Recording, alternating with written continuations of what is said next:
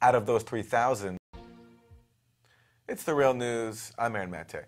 There are more than 3,000 counties in the United States, but if you make minimum wage, a new study says the number of counties where you can afford to make your rent out of those 3,000 is just 12.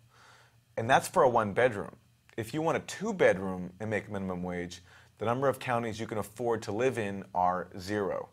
These numbers from a new report by the National Low-Income Housing Coalition. And joining to comment is Glenn Ford, Executive Editor of Black Agenda Report. Welcome, Glenn. Thanks for having me. What's your take on these stunning numbers? Well, you know, people are talking about a minimum wage of $15 an hour, and that's set to go into effect in a couple of places in the next couple of years. But the study shows that even in Los Angeles County and New York City, where there'll be a $15 an hour minimum wage in a couple of years, you won't be able to afford an apartment with $15 an hour. It costs about you'd have to have a $23 an hour job to afford a one-bedroom apartment in Los Angeles County. And you'd have to be earning about $27 an hour to afford a one-bedroom in New York City. And by afford, we mean to pay 30% of your income on rent and utilities. Even in relatively low-rent places like Albuquerque, New Mexico, and St. Louis, the study shows that a minimum wage worker would have to work a job and a half in order to be able to afford a one-bedroom apartment. Especially in the past decade, rent has been increasing at a far quicker rate than inflation. Half of the population in this country pays at least 30% of their income for housing, and 1 out of 4 people pay 50% or more of their earnings to the landlord. And the reason is that the developers, the private developers, aren't building affordable housing. They claim that they can't make a profit from it. And the federal government has, for decades now, been trying to get out of the business of federal public housing for the poor. And that's gone on under both the Republican and Democratic administrations. There has not been any significant new federal investment in affordable housing in more than 30 years, since the 1970s, when the Section 8 subsidized voucher program went into effect. But that program only reaches a fraction of the people who would be eligible for it. And there are long lines of people who've already been approved who are waiting to get on the program. And lots of landlords, huge proportions of them, don't accept Section 8, even in places where it's illegal not to accept Section 8. And now we have President Trump. And President Trump wants to cut the Federal Housing Administration by 15%. So we see that the crisis only deepens, and there is no national movement to address that crisis. Glenn, I'm going to put you the counter-argument that I've seen from some right-wing critics of this study, which is that, and you mentioned this, that the standard used to judge what is affordable housing is basically 30% of your income. Well, they say, and that is the federal government standard, but they say that that standard is not fair, that, simply if we raise what the standard is to say 50%, then all of a sudden people who earn minimum wage can afford the housing that the study says they can't. Yes, well, that's a semantic cure for poverty, isn't it? You just redefine what poverty is, redefine what affordable is, redefine how much people should have left over for groceries and such. With the wave of a wand, you solve the problem. The people who put forward that kind of argument really don't want any intervention in the market. And they're usually people who are heavily subsidized by the developers, the ones that won't make affordable housing. Okay, and you mentioned also the absence of a national movement around this issue. There has, though, been a national movement around raising the minimum wage, and it has been successful in some places. This year, I believe some 19 states are due to raise the minimum wage. Do you think that the minimum wage movement should be including housing as a central plank, that simply asking for $15 is not enough? Oh, of course. This inflation in housing costs, which shows no signs of letting up. There must be an intervention, or else housing costs will eat up whatever gains workers win in terms of minimum wage. And again, even if we're talking about $15 an hour, and the federal minimum wage is $7.25, but even at $15 an hour, a minimum wage worker would be hard pressed to find an apartment to live in almost the entire country. Can you talk about why you think there has not been a national movement around this issue, but there has been on the issue of the minimum wage? Oh, I think race is at the center of this crisis, as it is at the center of politics in the United States. Public housing went out of favor when public housing became overwhelmingly black, so that we see even in black-run or nominally black-run cities, black mayors and city councils are tearing down public housing and putting people into the street. There has developed in this country the belief that concentrations of poor people are by definition bad, while concentrations of affluent people are by definition good. And that perspective is all tied in with what race those poor people are. I imagine there's just a practical self-interested issue here too, that if you're a union like the SEIU, it's worth your while to help fund a movement for a higher minimum wage, because ultimately if that works out and the workers unionize, you can take some of their dues, but there's not a similar dynamic around housing.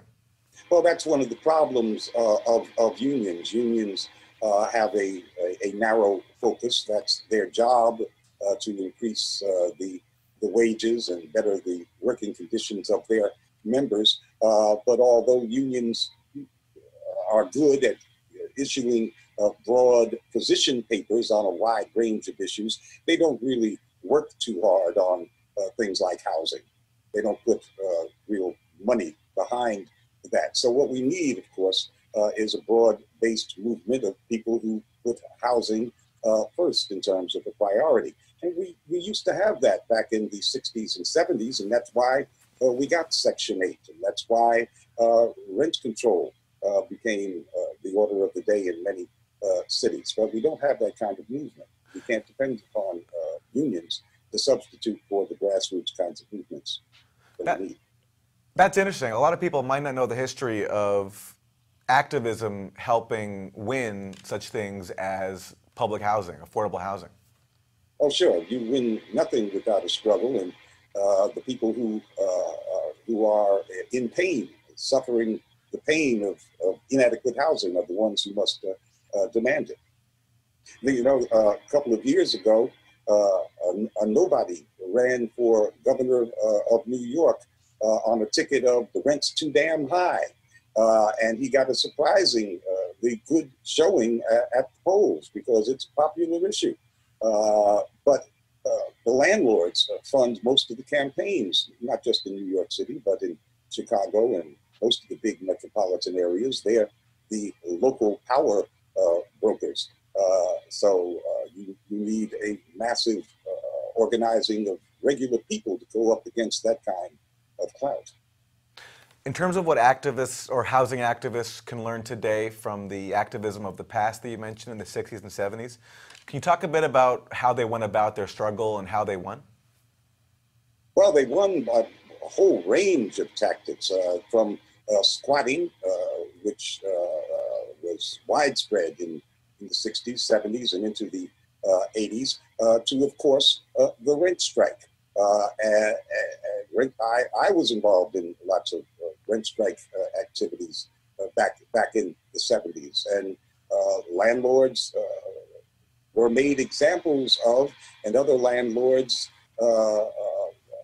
learned the lesson, and it was not necessary to strike them because of the example you made of the targeted bad actors. So there's no secret to how this is done. Also, publicity campaigns. Landlords don't like to have their name dragged through the mud because their brand is all wrapped up in the value of their property, and no one wants to see the value of their assets deflated because of their bad reputation. So there's the widest range of tactics that are available. They're just not using them. Glenn Ford, Executive Editor of Black Agenda Report. Glenn, thank you. Thank you. And thank you for joining us on The Real News.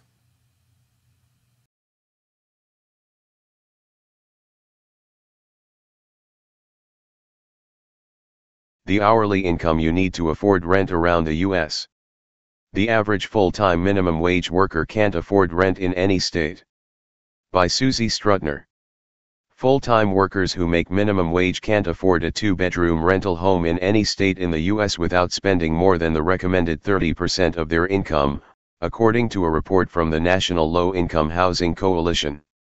The group's annual out-of-reach report compares minimum wages and housing costs in states, metropolitan areas, and counties across the country.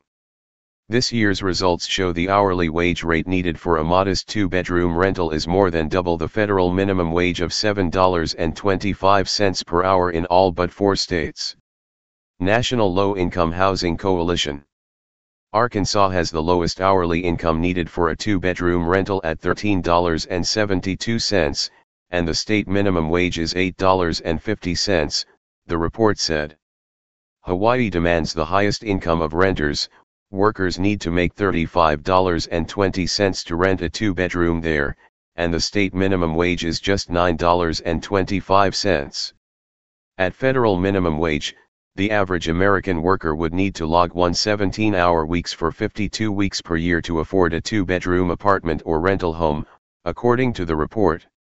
For the overwhelming majority, not even sharing a dual income with a federal minimum wage earning partner would cover a two-bedroom rental in their state.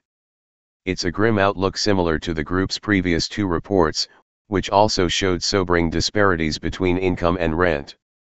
The report's authors say poor political decisions are to blame. The report shows why millions of low-income renters are struggling to afford their homes, NLSC President Diane Yentel said in a press release. We have the resources to solve the affordable housing crisis in America by rebalancing federal housing expenditures to serve our country's most vulnerable households. We lack only the political will to do so. Minimum wage hasn't kept up with inflation. In 1968, the federal minimum wage was equivalent to $10.90 in 2015, nearly $4 higher than today's actual federal minimum wage, CNBC reports. See the full report for more details. Also on HuffPost. Hey Charlotte County, this is Charlotte County COPWATCH, and I wanted to explain what fair use is. You can use pieces of news articles if you're doing it for news reporting, you have commentary, and you're doing it for education purposes. So that's what fair use is, as you can see right here. Another reason why I wanted to make this video is to let you know I have just joined with Patreon. A nice thing with Patreon, I make no money on YouTube. They took the money away years ago, and so this is another way to give, and it's a nice thing too because you can give monthly. You can give $1, $5, $10, whatever. I do 4 to 5 hours a day on trying to wake the sheeple up on how corrupt it is and different ways that you can fight the corruption. So Patreon is a way that you can do it, and then of course the old way is still there. Donate to Charlotte County COPWATCH with PayPal or credit card. So keep that in mind. 4 to 5 hours a day. I make no money, but the corruption happened to me and I'm sick of it, so I'm trying to wake people up. But my wife would love it if if we could get some help out there. There's 47,000 subscribers. Just think if each one of you subscribers just gave let's say actually yes, $1 a month. 47,000 subscribers gave $1 a month.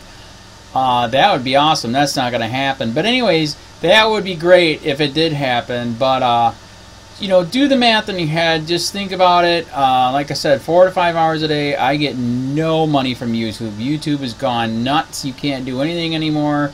They're taking the money away everywhere. So these are a couple different ways that you can still help out with all this time that I put in. And as you know, I'm in a special situation where, you know, at least I can do it. You know, 4 to 5 hours a day. We have a cleaning company during the day. That's what allows me to do this, and we're debt free. So this is my hobby. I don't go fishing and all that other crap. I try to save the world. So help me out to make the wife happy, man. In fact, if you guys did give $1 a day, and there was 47,000 of you, and you did it, and each of you gave $1, and that was every month, oh my God, yes, I could quit. I could start suing them. Another idea too that we have is, you know, if I got, you know, some funds, we could actually contact everyone that has been ticketed and or arrested and put in jail and start sending them postcards to let them know we're here, and to see if everything went all right, and if it didn't, find out their story. So we could even do more investigations and more lawsuits. Lawsuits take money. So just think about that. You know, 47,000 of you so far right now. You know, $1 a day. I mean, $1 a month on Patreon, or $5 a month Patreon, 10, 20, whatever.